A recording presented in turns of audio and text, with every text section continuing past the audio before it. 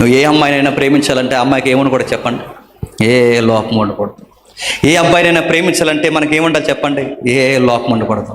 కానీ దేవుడు రివర్స్ అండి, అన్ని లోపాలు ఉన్న మనం ప్రేమించాడట. మరకలు, మచ్చలు చూడడానికి, చెప్పుకోవడానికి ఒక్కటి లేదట. నడినత్తి మొదలుకొని అరికాల వరకు దేవుడికి నచ్చని పుల్లుతో ఉన్నామంట. పోలిగ్గా రాస్తున్నాడు.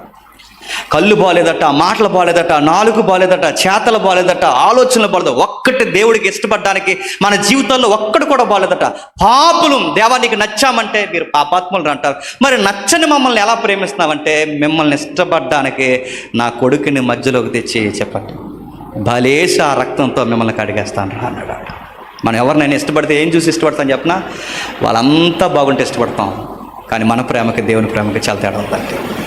మన ప్రేమకి దేవుని ప్రేమకి చాలా తేడా ఉంది. ఆయన ప్రేమించాడు, ఏం చూసి ప్రేమించే ప్రభు అంటే మనలో చూడడానికి ఏమీ లేదు. ఏముందండి?